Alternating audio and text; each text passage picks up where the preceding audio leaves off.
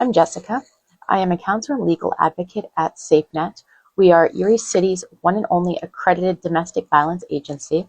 So continuing on with last week's Stevie Ed, today I'm going to go over red flags to look for in an abusive personality. We're going to jump into this, but bear with me because I have a bit of a cold. So let's start. Many people are interested in ways to spot a potential abuser, especially once they have been involved in an abusive relationship. I'm going to go over a list of behaviors seen in abusers. The more signs a person has, the more likely it is that this person is an abuser. Controlling behavior.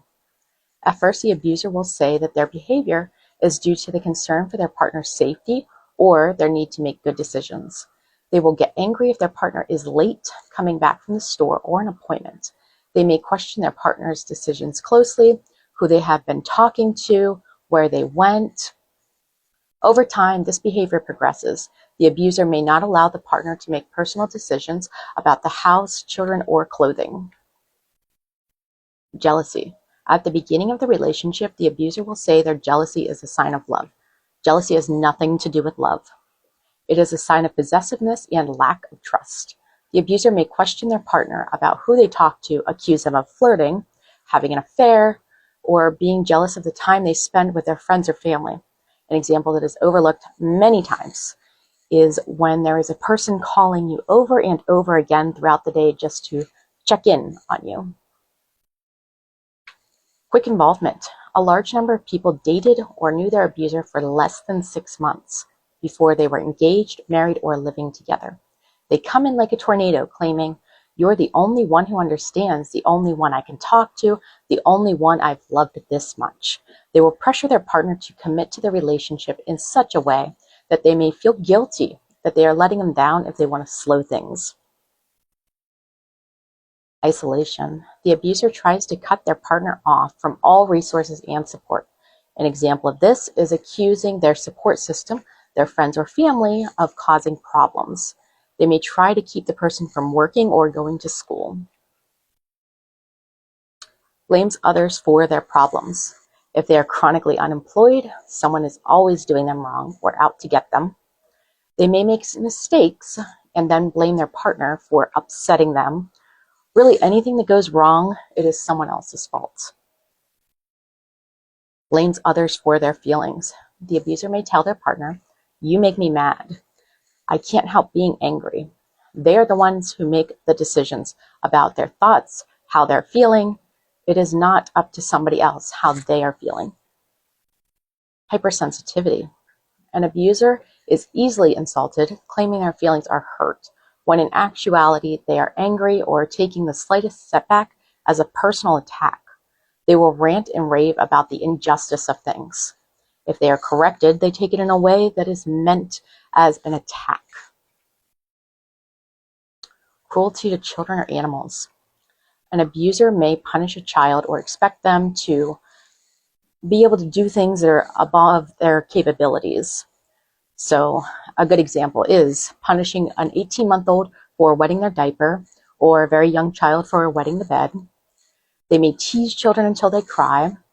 They may punish animals brutally or be insensitive to their pain or suffering. Verbal abuse. In addition to saying things that are intentionally meant to be cruel or hurtful, verbal abuse is also apparent in the abuser's degrading of their partner, cursing them, belittling their accomplishments. The abuser tells them they are stupid or unable to function without them. Verbal abuse is painful and very lasting action. A person remembers deeply the things that are said to them, and it affects a lot of people's self-esteem. Another one, Dr. Jekyll and Mr. Hyde. The abuser keeps their partner confused by sudden changes in their mood. The partner may believe that they have some sort of mental illness because one minute they are loving, the next they are exploding. Something to keep in mind is when you meet a person, they are nice. Nobody wants to show their negative side. They do that over time. They try to have an attachment. They get you attached to them. They get you relying on them. And then they start to show that part of them over time. Another one, previous abusive relationships. The abuser may say they have hit partners in the past, but blame them for the abuse. They made me do it. The relatives or ex-partner may blame or may warn the partner of the abuser's past. An abuser will make it sound as though the person that is warning you is the one who is lying. And when they're still being nice, it's hard to know who to believe. Another one, threats of violence. Threats of physical violence meant to control the partner. Unfortunately, there are words on Facebook. Facebook does not allow us to say quite a few things, but threats against a person's life or bodily injury is the key to this red flag. Breaking or striking objects. The abuser may beat on the table with their fist or throw things around or near their partner. Any force during an argument. This may involve preventing the partner from leaving a room by restraining, pushing, or shoving.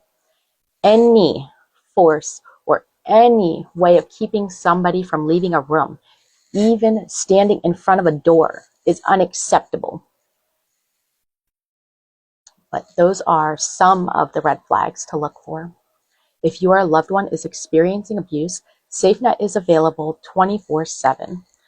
We are at 814-454-8161. We will post another video next week on Wednesday. If you have any questions or anything like that, feel free. You can comment. If you need to speak to a counselor, please give us a call. We are always here to listen.